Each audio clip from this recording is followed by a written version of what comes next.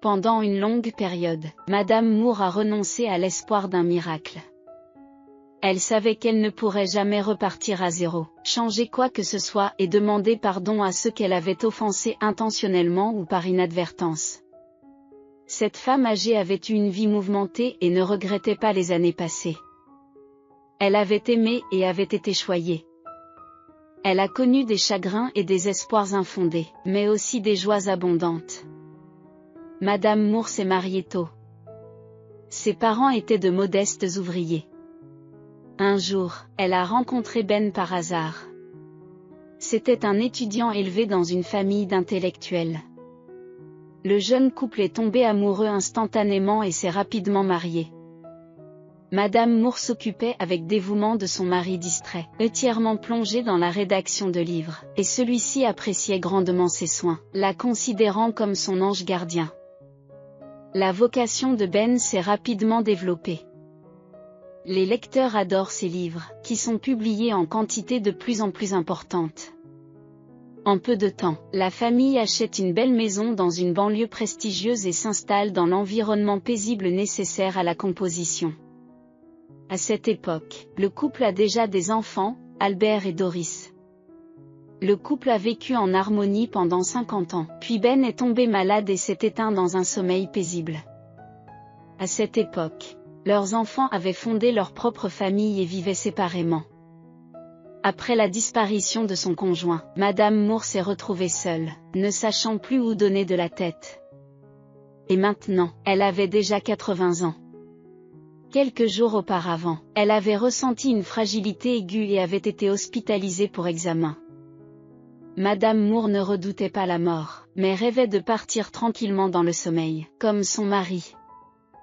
Albert et Doris ont voulu rendre visite à leur mère et l'ont trouvée en train de débattre de sa vie. « Bonjour, maman, comment te sens-tu » Doris embrasse sa mère. « Vivante, et c'est bien » sourit Madame Moore. « Maman, pourquoi ne pas nous laisser te ramener à la maison? Tu te sentirais peut-être mieux là-bas » dit Albert. « Albert, je doute que quoi que ce soit puisse encore m'aider » répondit tristement la vieille dame. D'ailleurs, je ne souhaite pas retourner dans une maison vide. C'est moins monotone ici, parmi les gens. Malheureusement, vous ne venez presque jamais me voir. Oh, je vous en prie. Nous avons nos propres problèmes et nous ne sommes pas assez jeunes pour tout gérer. Si vous le souhaitez, nous pouvons engager une infirmière à tout moment, répond Albert, irrité. Doris et Albert s'attardèrent encore un peu avant de quitter rapidement l'hôpital.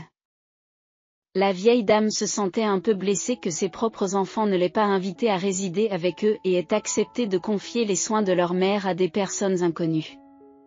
Après s'être allongée un moment, Madame Moore décida de faire une brève promenade à l'extérieur pour prendre l'air.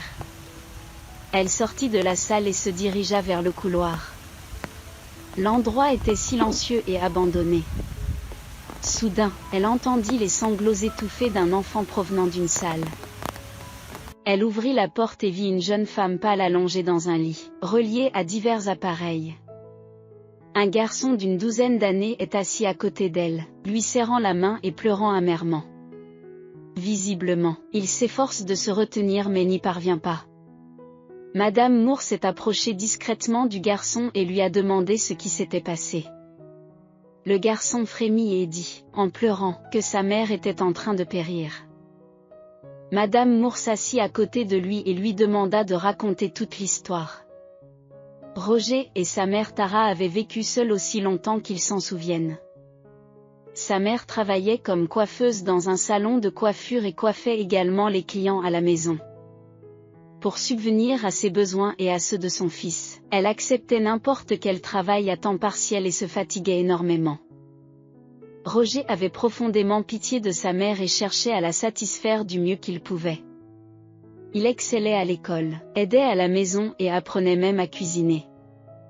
Mais un jour, une mésaventure se produisit. Rentrant chez elle après son travail, sa mère, fatiguée, traverse la route et ne remarque pas un véhicule qui roule à grande vitesse. Il l'a percutée de plein fouet. Elle est transportée à l'hôpital où les médecins font tout leur possible, mais elle tombe dans le coma. Certains hôpitaux ont pu l'aider, mais leur thérapie et leurs interventions chirurgicales étaient d'un prix prohibitif et il manquait de moyens financiers. La file d'attente pour une opération gratuite étant très longue, Roger craignait que sa mère ne puisse pas survivre. Madame Moore consola l'enfant du mieux qu'elle put, puis retourna lentement dans son service, ruminant les injustices de la vie. La jeune femme n'avait connu que le labeur, et maintenant son fils risquait de perdre sa mère. Le lendemain, avant ses traitements, Madame Moore rendit visite à Roger et à sa mère. En retournant dans son service, elle entend Albert et Doris se disputer bruyamment, avec haine, comme s'ils se méprisaient l'un l'autre. Madame Moore est stupéfaite et s'arrête à la porte. Elle n'aurait jamais imaginé ses enfants, toujours cordiaux et calmes, capables de se disputer avec autant de virulence. À cet instant, elle entendit la voix d'Albert. « Pourquoi la maison de campagne vous reviendrait-elle? Je suis le fils aîné et l'héritier. » Depuis des siècles, elle revient au fils. Doris réplique avec indignation. « Il n'y a aucune chance, vous avez 2 enfants et j'en ai 3. La maison est donc à moi, ainsi que tout ce qui s'y trouve. Prends l'appartement et je t'attribuerai la moitié des économies de nos parents. » Mais son frère n'en démord pas. « Tu n'as pas besoin de me faire une faveur. J'ai déjà droit à la moitié des droits d'auteur de mon père. Je vous poursuivrai pour chaque centime. Lorsque maman décédera, nous verrons qui recevra quoi. » Madame Moore s'éloigna à reculons, incapable de supporter la haine qui émanait de la pupille. Elle était horrifiée qu'il se soit battu pour l'héritage. Et elle respirait encore.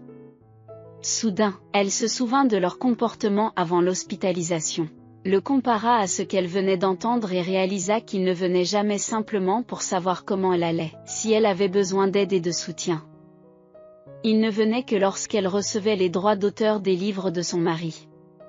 Madame Moore comprit alors à quel point son affection maternelle avait été aveugle, puisqu'elle n'avait jamais rien remarqué auparavant. La femme entra résolument dans la pièce. Albert et Doris devinrent immédiatement muets.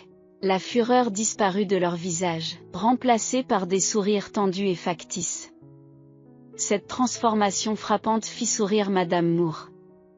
Elle demanda rapidement à son fils de convoquer l'avocat de la famille et de l'inviter à l'hôpital demain pour rédiger un testament. Albert et Doris tentèrent de convaincre leur mère qu'elle vivrait longtemps et qu'il était prématuré de songer à un testament. Mais elle interrompit leur discours peu sincère et leur demanda de la laisser se reposer et de venir demain pour la rédaction du testament. Le frère et la sœur échangèrent un regard avare, ébouriffèrent l'oreiller de leur mère, l'embrassèrent et sortirent en fermant doucement la porte de la salle.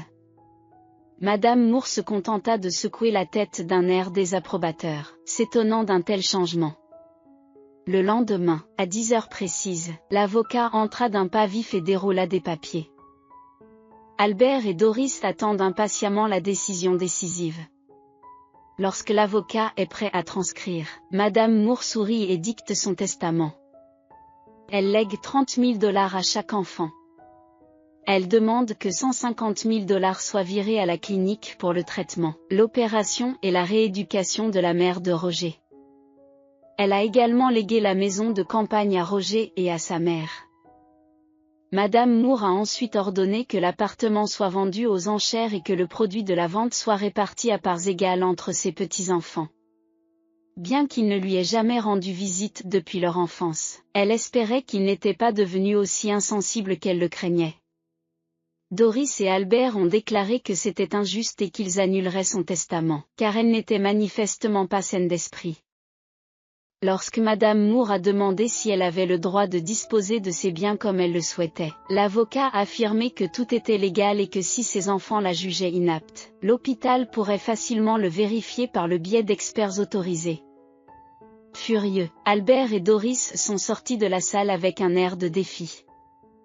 Madame Moore sourit tristement à l'avocat. « Vous voyez comment se termine l'amour d'une mère.